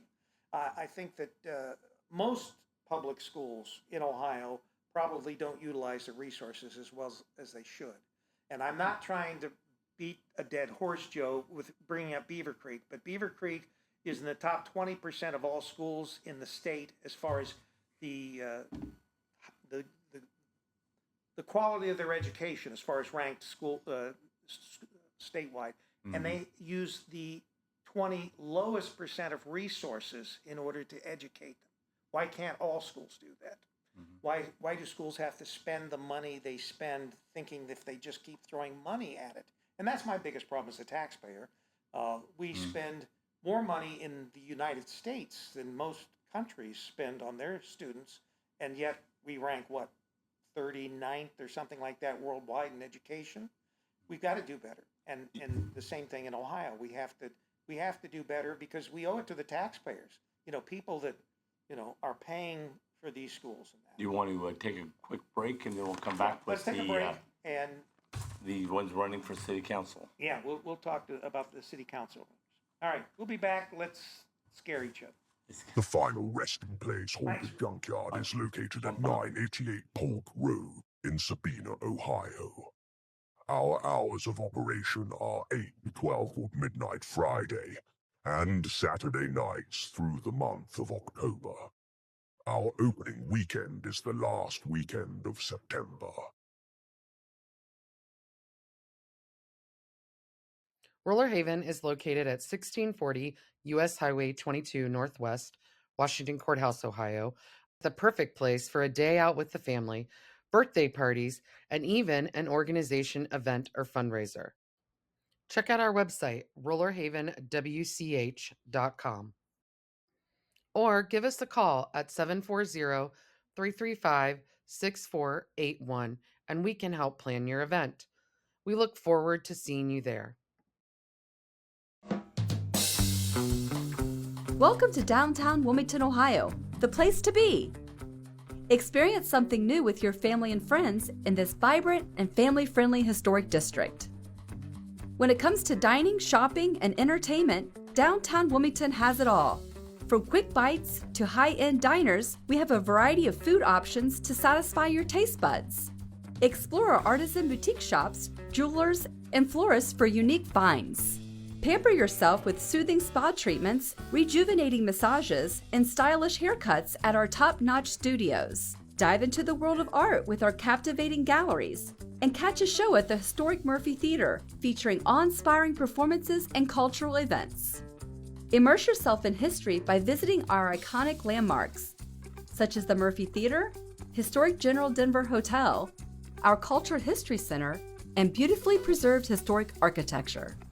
Throughout the year, Main Street Wilmington hosts a variety of exciting events that embody the spirit of our town. From the Hometown Holodazzle Illuminated Parade to the family-friendly Halloween event and our lively wine walk, there's always something fun happening. Additionally, the Convention and Visitors Bureau presents a summer concert series featuring the annual Rock the Block, and we also have our weekly farmers markets. We boast a designated outdoor refreshment area where you can purchase alcoholic beverages and carry them as you explore the town. So what are you waiting for? Plan your next weekend getaway in downtown Wilmington. Head over to mainstreetwilmington.com for all the latest updates on events, dining, shopping, and entertainment. Downtown Wilmington, Ohio is the place to be. We extend our gratitude to Ralph's American Grill, World Equestrian Center, and R&L Carriers for their sponsorship that supported the creation of this video.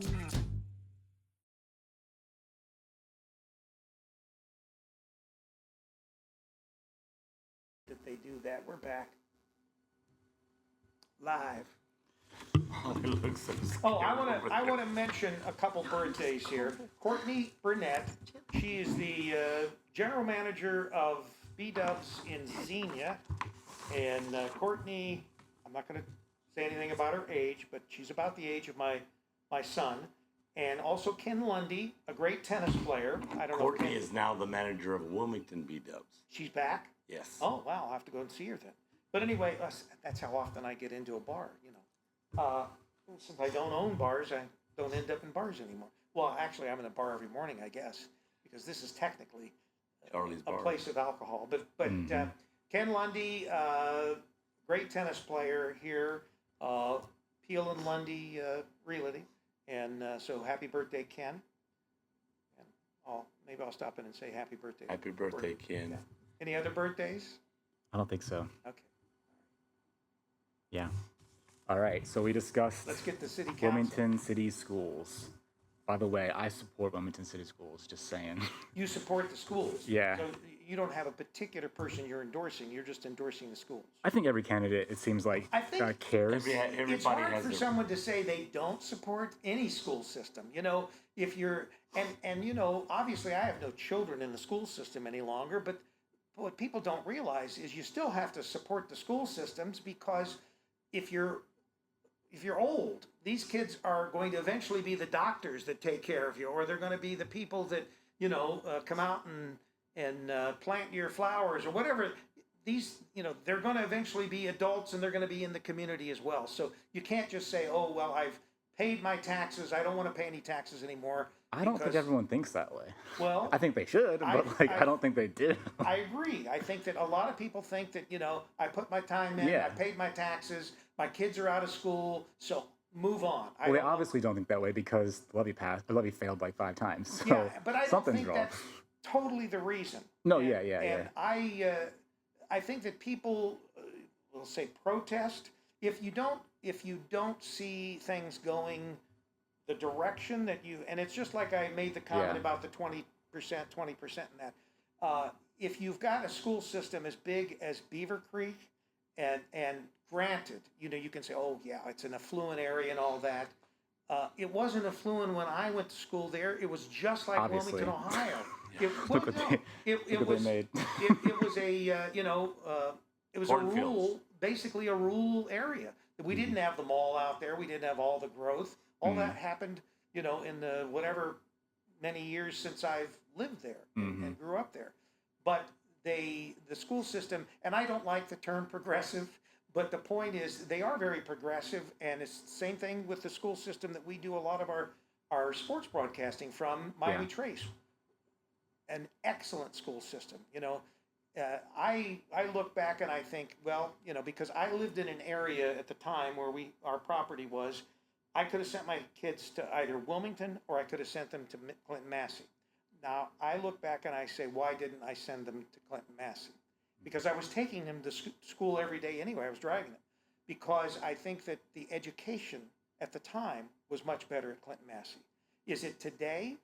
I still think it is. And I think that Wilmington has to strive to do better, and they have to, use their resources better, because you can't just keep going back to the taxpayers every time, and saying we need more money, because taxpayers don't have any more money. So how do you do that? How do you fund a school system if you've also got to get results? I want my kid to know reading and writing and how to, It does seem like people are voting no, kind of like to punish the schools. Like, you're They not doing are. better, They so like, are. There is a They group have- I'm not and then gonna the schools support you. turn around Yeah. and try to punish the parents back by saying, okay, we're doing away with high school busing. I don't know if that's a punish. It's like a. It's a punishment. They're I doing it's mean, political. The But you schools, say I we're think not it's doing, when we're taking logistic, away too. busing, that's it's a punishment. political. Yeah, it is, and it's punishment. It's Yeah. it's retribution. But but a lot of people that don't vote for No, something, because and I've this always is- said this vote for your is- schools. I this- understand. I understand what Yeah. you're saying. Yeah. Yeah, and you don't have to get red. Don't worry about it. It's not, the point is, and it's a reasonable discussion Yeah. to have. I think so. The new superintendent, Tim Detweiler, he is. We've had him on the show. Have you? Yes, Nice. he's been here. He has led a lot of community meetings and. I liked the Yeah. way he was handling things. And that's why I'm saying Yeah. that I'll give the school system a second chance. I'll take another look. Yeah. I don't just close my mind and say, Yeah. and I'm pretty, if I was even thinking about supporting you later, I have to be pretty open-minded. Oh my gosh. But I'm out. My campaign is stable growth, not crazy. But a lot of what I do, I'm out in the community talking to different Yeah. people, and I hear from all sides. And I've heard a lot of people that are like, my kids have graduated. Why do I need to pay for See, that's this the wrong school? attitude. That's the wrong attitude. No, But I mean, that's we're in part. for- I'm saying that's a It exists. percentage. Yeah, it exists. And then the next group, a big group, is I don't like where they're. The school needs this. The school needs this. But they're spending the money on here. They're unhappy with where they feel the money's being used. And so then when they come and say, we need money, you go, we just gave you money to do this, but you didn't do it, or you didn't do it to what we wanted to do. I think that's what they're upset the about. state report cards are probably not doing a service to the schools either, because I know that they have their criteria that they base it on, but the problem is it forces teachers to teach to pass the test and not to teach so that the kids are actually learning something. Right. And there's practical things that any child should do. I know that because Beaver Creek had a very progressive English system, where literally we took like credit hours, and you could take there were 50 different English types classes. You could take specifics in literature, it was like going to college almost, as far as that. And the people that graduate from school today, when they go to college, they can't even read and write. They can't even spell. They can't even, connect sentences together. How do you get to college and you don't know how to do the basics? That's the problem. And most parents, they're alarmed at that. They can't understand why. And not all parents have been to college, and college isn't the standard anymore as much as possible. There was years ago, and this was years ago, there was a graduate who was what's the term when you're the number one graduate valedictorian from Blanchester High School, went to, I think, Ohio State, but I'm not sure, but he went to college. And he came home to talk to the public because they were trying to pass a bond issue for the school. He goes, I am your valedictorian. I am the smartest person that graduated from your school that this area sent me to, and I'm going to college. And I walk in and they said, turn on your computers and we'll go to here. And he goes, I didn't know what a computer was. We didn't have them in Blanchester schools at that time. And he goes, we're behind, but you guys won't pass a bond issue for us students to get these things because you don't want to pay any more money. But he goes, we need these things. And so sometimes you got to think, what does the child need? What the school needs to get this? And if it's important like that, you need to, and they passed the bond issue. So the student came back and smacked him in the face a little bit. I think the important thing when you talk about education in general is that, parents expect results. They expect that the child is going to be prepared for the next phase of their life. And that's what we don't see a lot of times in a lot of school systems. Now, granted, there are school systems, if you look at Mason, if you look at Beaver Creek, Centerville, some of the bigger, more, they're in wealthier areas, okay? Yes, they get more money because that's the way and it's not fair, but that's the way the funding system is in the state of Ohio. That has to be changed in some way so that every child, but at the same time, if you look at what we spend, and I don't know what Wilmington spends now, but maybe it's $12,000 a student or $14,000 a student, something, whatever it is. How does it take that kind of money per child when other school systems are doing it with much less money and being a lot more effective? You look at a lot of the private schools, the parochial schools. You look at some of the Christian schools. They don't have those kinds of resources, and yet those kids are coming out and they can put two and two together, and they can read and they can write and they can construct sentences. How does that happen? Well, it has to do with the administration. It has to do with the teaching staff. It has to do with the people that are actually, teaching those children. That's what needs to be looked at statewide, and we need to be able to level that up across the state, because every child should have the same resources when it comes to their education, because that's first and foremost what gives them any advantage, when they, grow up and they live, their life. And obviously, you've been to college.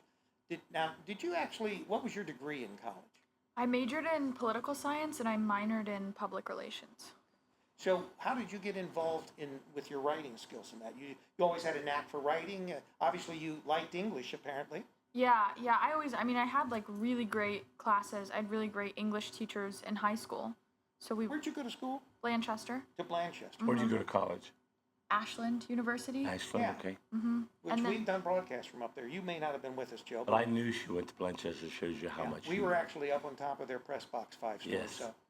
So anyway, but no, that's and you have excellent writing skills, and you've developed those probably with all that. She doesn't make too many mistakes, does she? The guy to your left. She's But great. anyway, Yeah, she's great. But I think that once again, and some people naturally are more talented in certain areas than others, but we need to find those out and we need to develop them so every student can graduate. And we know you don't have to go to college in order to be successful. You can be a welder, you can be whatever, but we have to be able to recognize that, and we need to develop that.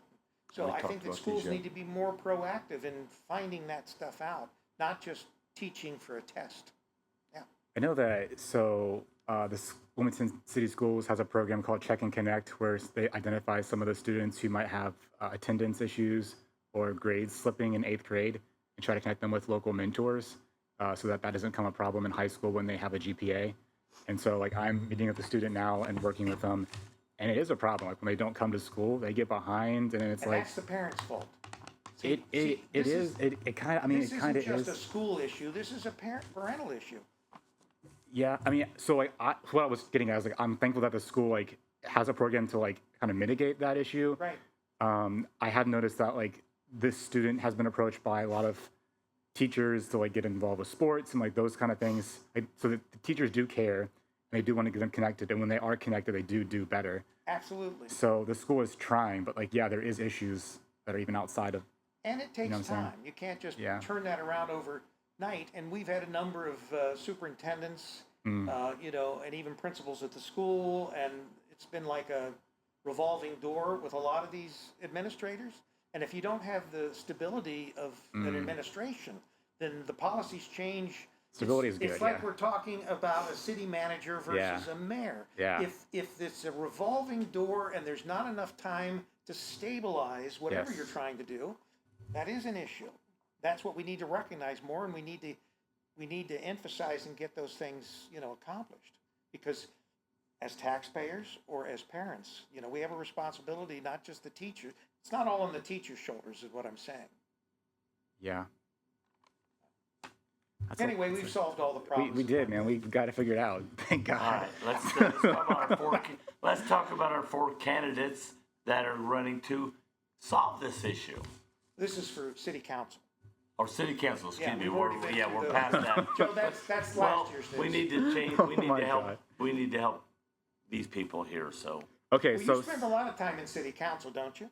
yeah, I try to go to most city council meetings so I know what's going on. Yeah. Although you can watch it on television, on box. You can. You get a different vibe though when you're there. You kind of get some audience that's true. feedback, like what Yeah. they're thinking. That's the why things. you always recommend coming to the Murphy Theater and seeing it on the big screen. Yeah. So there's 4 candidates running for 3 seats for the at-large city council member. So 3 will get elected. Just headlines: there are 3 conservative candidates, and then there's 1 independent candidate. If that means something to you. So we'll go through an alphabetical order. First is Dennis Gurman. Gurman. So do you know him? Do you want to give his bio? I can kind of touch. So a couple things he mentioned is he's been in Clinton County for 33 years. I think before this he was north of Columbus. He's a veteran. He was a sergeant in the Army. He worked for an engineering firm for a while, and I heard him speak at a Republican Women's Club meeting a while back, and he said he was reluctantly brought to the city to help to be a city employee. I think he was a construction manager for the city, I believe, for a while. Or was that right? I think so, yeah. Yeah, offered me a city job as a construction manager. So that's kind of his experience with the city. And he kind of ends by just saying there are two other Republican candidates who are running.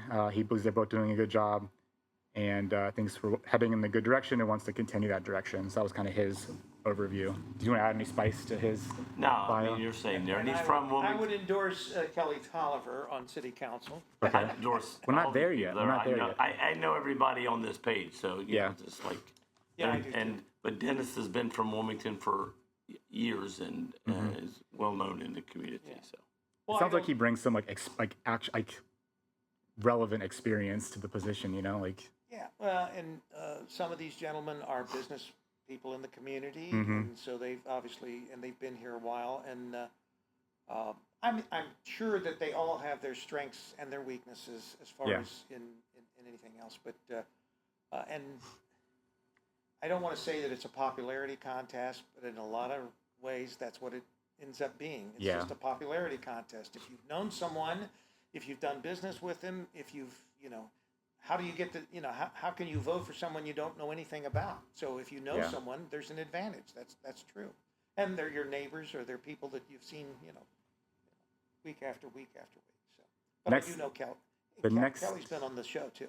yeah. The next city council member running alphabetically is Jamie Knowles. So a little bit about him. From Wilmington, his focus is on improving infrastructure, supporting small businesses, and keeping our neighborhoods safe.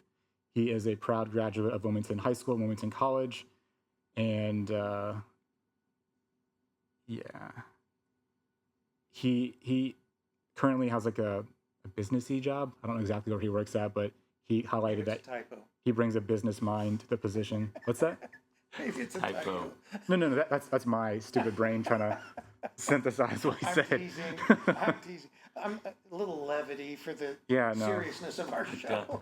One of Jamie Knowles is, I've known him, his nose hair doesn't have any hair. I knew him when he was young and had a lot of hair like you do. And, but his dad was, Well, he's got a lot of hair. his dad was a coach here for Wilmington for many, many years. And many people know Jim Knowles as the father. And for years, Jimmy was just, the son was just, dad. And now he's grown up and he's the dad. And so, but that's the history of people who from this area who know him. He made a point to say that he's not having any yard signs. So So he's not putting any signs that's out. what he said. Yeah. I don't know how that'll work. I think for him. he wants to just run on his reputation. Well, the thing about it is, you can run on your reputation, but if you're no yard signs, there's people like me, let's say, driving around, maybe just don't know who's running, and then until you really go in, Yeah, and- when you get into the voting so, booth, but if you see the names, at least you know ahead of time who's running. Well, he did submit a bio for our paper, so yeah, so he is kind of if advertising. you read your paper, Yeah, then you'll yeah. at least learn a little bit of information, which obviously is provided by the candidate. It's not Sure. But the point is that you at least have the opportunity to research ahead of time if you want to get further information about the candidates, and you should. I mean, a lot of people don't understand the importance of their vote because they just take it for granted. That's the problem. The problem is that we have to be better voters as well, just like better parents and everything else. And the next candidate is It's the independent candidate, Jason Stoops. So a couple of his points were he wants to bring accountability, transparency, and safety to our local government. Those were the three things. Push for proper ordinances. Jason's a businessman here. He has an auto repair center, I think. I've had him On work on my Sugar car Tree. before. He does a good job Yeah, working on cars. I'll put it that way. I'll read something that he said just because I didn't highlight many things. One of his first actions would be to push for a proper ordinance that addresses the issues of illegal camping. I believe we can create a solution that is both compassionate towards those experiencing homelessness and respectful to the broader community's needs. So And that's addressing, obviously, probably the Sugar Tree / he's actually, his business is on Sugar Tree Street. He's had some run-ins with some. It Homeless. faces Sugar Tree and then Actually, his side. Jason's business was in the original Sugar Tree building. Okay, yeah. That's where we started Sugar Tree many years ago. It started in that building there. He seems to have like a holistic approach on the homeless. Like he's compassionate in one sense, but also like a hard ass in the other sense, you know? And I think that most people, at least I am, Yeah. most people, I Yeah. volunteered at Sugar Tree Ministries for 8 Mhm. years. People appreciate their neighbors that run into, some problems as far as providing or whatever. And so you want to be able to have those opportunities. I think that once again, it's like parents and the schools. A lot of people in Clinton County, what they object to or what they have an issue with is when they feel that they're not their neighbors that are coming into the county. And you've got to remember, these people are also taking up resources that would go to the people that are our neighbors that are in the county. So it's a very difficult situation that you wrestle with because you want to be compassionate, but at the same time, resources are limited. Right. We don't have an unlimited number of resources. So how do you provide for people that truly need, the food or the clothing or the shelter? But at the same time, we only have three. Well, I think we have more than three actually places where people can sleep. But we have a limited number of places and a limited number of beds. Yeah. And who's going to come up with all the other money so everybody has a bed? Well, like a lot of people think, when you think about the number of people that live in Wilmington or Clinton County, and then the number of people that go to the ministries down there and that need help and stuff, they're saying there's more people there that need help than technically should come from this number of people in this county. There are people being bussed in from other counties that they don't want to deal with it, so they let Wilmington deal with it because they'll help do it. I think that what has been brought up, which would be a practical solution, is this. We work with Warren County to provide a lot of services. There is a consortium, whatever you want to call it, that we do with Warren County. I think that, this is my opinion, which may not set with everybody, but I think we need to, this is through the county, we need to divest ourselves from that working relationship with Warren County.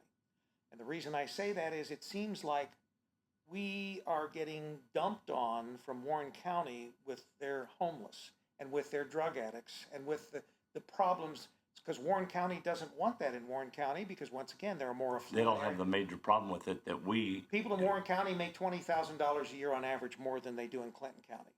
And I think that what they're doing basically is paying to bring their Warren County problems to Clinton County. I'm not saying they all come from, because we have our share of problems right here, homegrown in Clinton County. But I think that if we didn't have this working relationship in that sense, we could still provide for the people of Clinton County, and we wouldn't have to worry about Warren County saying we don't want them hanging around at Kings Island or downtown, and that may not be right. But I have a hot take. Yeah. You? Yeah. Okay. Give me your hot take. I think we're focusing on the wrong thing. I think it doesn't really matter if they're homegrown or bust in, and the homeless problem would just kind of evaporate if our downtown was a lot nicer.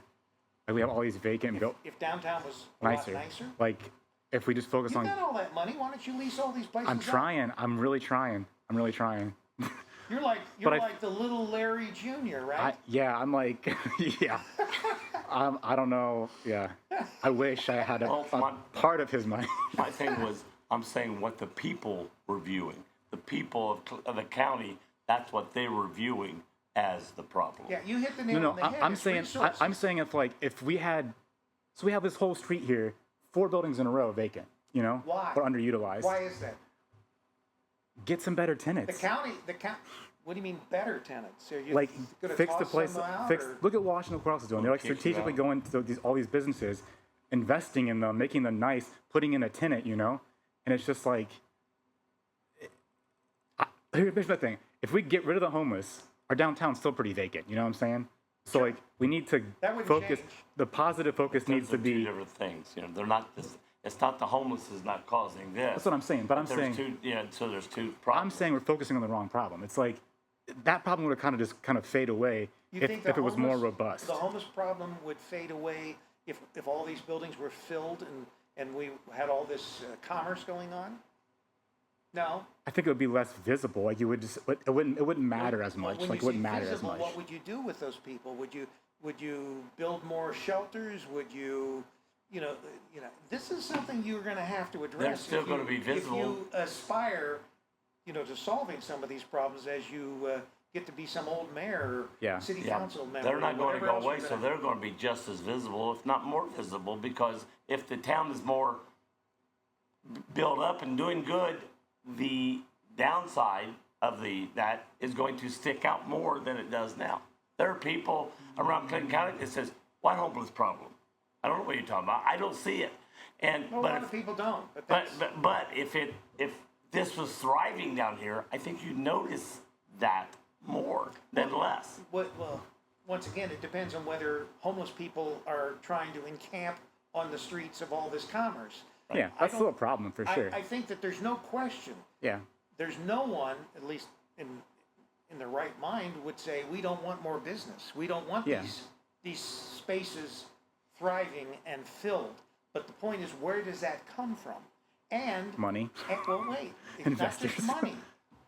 If I'm a businessman and I'm looking at investing in an area, and young people probably do this more because a lot of the stuff that you see, as far as whether you're talking over the Rhine in Cincinnati or some of the other areas.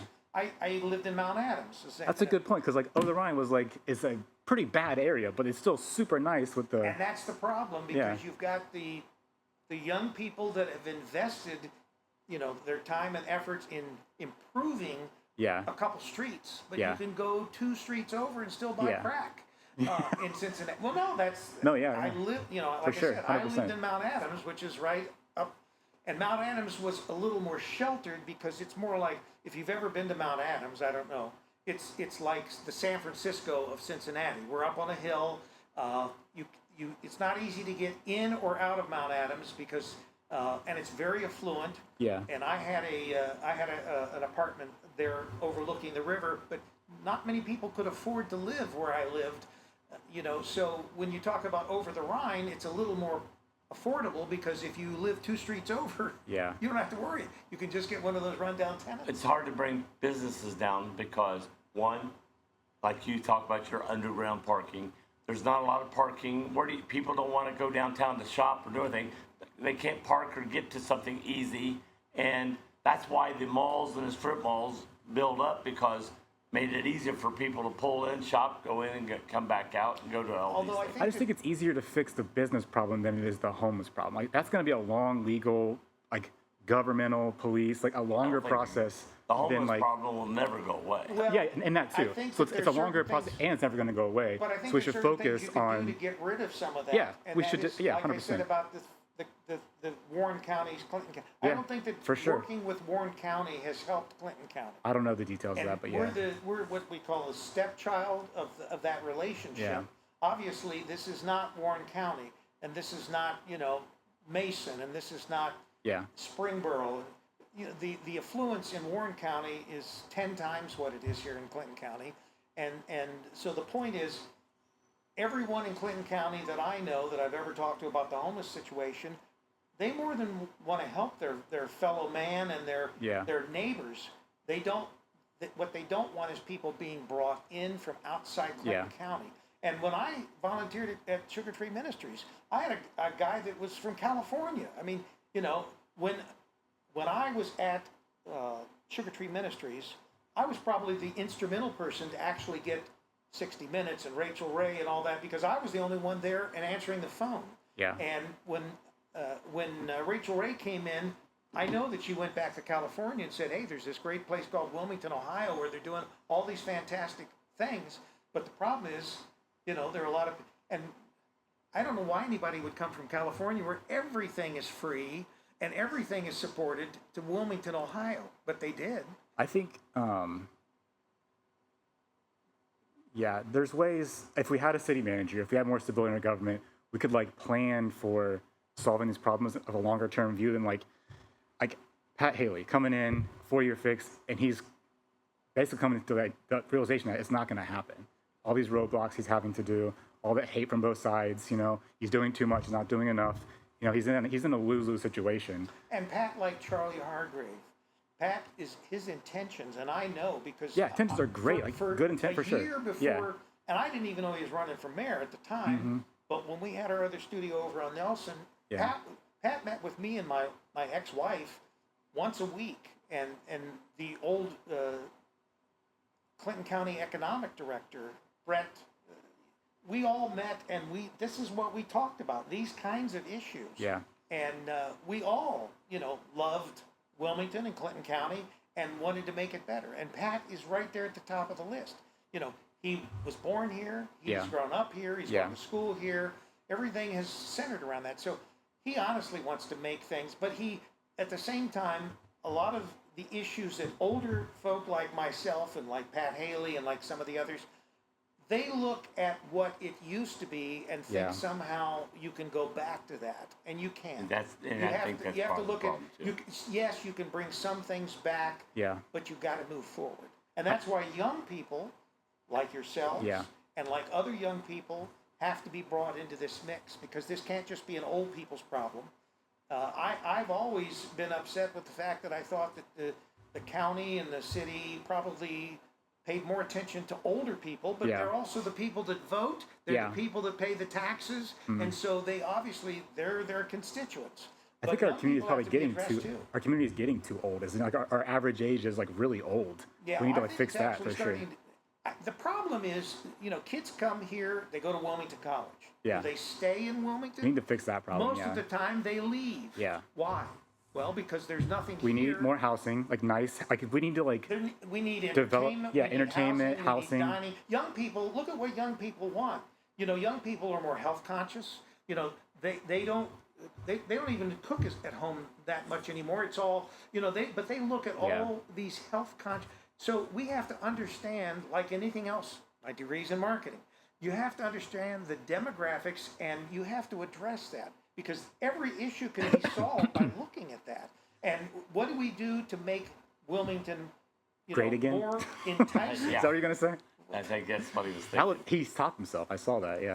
for young people? We have one more guy we better get. Oh, we gotta get to Kelly. because We're running out of time. Okay, Kelly so Tolliver. Kelly Tolliver. I endorse it. He graduated. Yeah, endorsed by Rick. Graduated from Wilmington High School. He operates a small business. I think it's a tech company, and he is a coach at Wilmington High School for the wrestling team, I believe. Yes. Let's see. He initially ran for, I think, First Ward, and Josh Slabaugh was elected, and then later Kelly was appointed when someone vacated. I think probably McKay, Jonathan McKay, when he It could have got been, off. yes. Could have been right. him. So he was appointed, and now he's running for election at large. His platform, I think, is the same as when he ran. He says, "I felt our city had become a less safe and dangerous place." He is looking to staff and equip the police and fire departments, and he thinks it's time that we demand law and order. So he's probably from the Pat Haley side of the family, in the sense that it sounds like what he's endorsing is some of the similar things. And of course, Pat was sheriff for a while, and he's been a county commissioner as well. I think that most people that we see that are in government or that are in working for the schools to make them better, all these people all have good intentions. Yeah. They have different ideas of how to get from A to Z. Yeah. And the key is we need to get those people on the same page and find the right things that we need to do. And it's just like keeping young people, when they graduate from Wilmington College or wherever they graduate from, why do Wilmington used to be year after year originally when I first moved here, I was a senior in high school. So when we were like the top 10 small cities in the country, year after year after year, the vote they take, but of course that's all gone away. But why? What have we lost? What we need to get back in some ways to that, but we also need to invent new ways to get to the, because young people have to be encouraged to stay, and they're not going to stay here if they don't think this is a good place for me to work and for me to do business, or for me to raise a family, or for me to to accomplish whatever it is I want to accomplish in life. If it's not in Wilmington, Ohio, you're not going to stay. You're going to go to the Masons, or you're going to go to the wherever, and where you think that the opportunities are there, and there are more things better for what your lifestyle is. And that's what we have to do. We have to have the infrastructure, the transportation, all those things have to be made. It's like when I had my nightclub next door before it was a lingerie lounge, because it wasn't a lingerie lounge, but I tried to get the city to work with me more as far as in providing taxi service later in the evening, because we brought thousands of people in here on the weekends, but they either had to get in their car and drive, where they were inebriated or whatever, and the city, it almost was though they wanted to write the tickets rather than actually provide, the reasons. But, at least that was my take on it. But and the city controls with an iron fist what goes on here as far as transportation, because you can't have a private taxi in Wilmington, Ohio. Why is that? Should we open that up? Is that true? I don't think that's true. I think I looked into it. You can't get a license for taxi I service don't in think Wilmington, that's. Ohio. I'm not sure. You can bring a limo in. We had plenty of those. We had plenty of, crazy. I think I heard that, and I mentioned it at a meeting with transportation once, and they were like, "That's not true." And I was like, "Oh," I looked it up, and I was like, "I guess it's not true." But, I don't know. But I'm just nobody's saying. ever brought one in because they get Right. voted down. But I don't know. You can't have a private taxi service in Wilmington, Ohio. I just say look it up. I'm not sure. Look at the ordinances. I don't know. Could be. Well, I make that could be statement. there. I stand behind it. Okay, and if And it's, I'm not running for city council. I'm just not sure if it's true or not. That's all I'm saying. I don't know. Yeah. Well, it is. Okay. I just feel like I was embarrassed by saying that once I believed someone like you who said that, and I'm like, yeah, we can have a taxi in Wilmington. And then they're like, oh, actually, you can't. I'm like, oh, I am dumb. Yeah. Well, why isn't there? Because anybody could have a taxi. Is it just not viable? You can have Uber here, but it's Sure, not. you Is can it have not viable? A taxi would be more viable than Uber, because typically Uber is a lot more expensive. And with Uber now, But I think we have expanded our hours of taxi service enough that if we just had Uber to supplement, it'd be fine. I think they expanded the taxi service out, which is great. I Yeah, think it's great, it is. for sure. But I think that they expanded the taxi service probably once again to keep so they could keep people from starting. Oh my taxi gosh. service. I don't know. But that's I mean, like- we could. Joe, you call the mayor's office right after we get I'll off the do air, that, yeah. and we will bring I'm this gonna up give that to you tomorrow. to call the mayor's office. Or you can come back tomorrow and talk to us about it. Okay. Oh. Honey. Well, anyways, Do you have any that's our closing paper. remarks? You got 4 minutes, and it's all yours. Oh, Except when I yes. interrupt. Yeah, like he's been doing all day. Molly, do you have anything to say? I haven't heard much from you today. Molly needs to mention the pet. I am very sad. There's a 9-year-old German Shepherd at Paul's Humane Society, and he needs to be adopted. So check out the paper. Visit paulshumane.weebly.com. How many dogs do you have, Molly? I have 2, and I'm not allowed to have any more. So, Okay, you've reached your capacity, or else you would grab him. 100%. Who Yeah. says you can't Yeah. have any more? My boyfriend, my mother, my brother. That's pretty substantial. Yeah. Yeah. I tell my daughter all the time she can't have any more dogs. She's got 5 now. It's like I said that when she had 1, and now she's got 5. So anyway, check him out and see if you've got some room for an extra mouth to feed. Right? Mm-hmm. Yeah, he's very cute, very sad eyes. He needs a home for sure. Sort of like But me. I tell you what, my family It's like me. has went to the homeless shelters in South Carolina where they live, and they have got some very nice pets at theirs. And there are there, and again, some of these services around Clinton County, use them. That's what they're there We do for. have a dog shelter that's down out by the college, but I don't know exactly how they operate. And I don't know, is that a no-kill shelter as well? Are most shelters today no-kill? I know Paws isn't it? They don't euthanize so. them if they're I'm not around sure. too Would long. they? I know. I think that Paul's and probably that one too operate by appointment only, so they don't have any staff. It's all volunteer run. And that's it. That's another thing that just Well, not it enough comes people. back once again because what's the difference between no-kill and kill? Obviously, is resources. If you don't have the resources to feed the animals to keep them alive, Yeah. You got to do the humane thing, you know, because you can't let them just starve to death. But I think Paws is one of those shelters where they don't euthanize the animals. They find homes for them. Mhm. But anyway, I want to clarify. I think we should addressing the homelessness is an important thing. I think we should also focus on economic development and housing in terms of like I agree. nice housing for the executives at the air park, cool housing for like the students, you know, like apartment complexes and stuff, and then affordable housing that's in a position or responsibility that we like not ashamed of, you know, No, we have to to get have these people that all have like levels of for sure housing. all levels. Yeah. Yeah. But you have to have people willing to. I'm just saying, like, You have to have people that have the I don't money think to anybody's do gonna- that, Yeah, you willing gotta- to do yeah, that. yeah. That's Just like the people problem. would Gotta put get the in the investors. You can three-story say underground that, parking garage. but it's hard We to do. have the way to people who fund have it, the you know? money if they They just think that's a spend it. great idea, is that underground parking garage. It's out of the way. You got the fountain. You got this Yeah. ice skating. It's money. Right. Well, the people that have the money are afraid, okay, I'm going to come in and put all apartments above all these cities, like you see in Cincinnati, and they go to these apartments, then they walk down to the bars and the things out there, and they're going to put it in. That appeals and to then young people. a year later, they're nobody's living in these apartments, so they're afraid of that. And what I'm saying is, I think it's easy to say, hard to do. You know, that obviously We have tons of people to fill these places up. there are young people that would like to have housing downtown so that they're close to the bars and the restaurants, and that's the lifestyle they're looking for. right? That's nowadays. But you also have to have that here, and we don't have that in downtown Wilmington.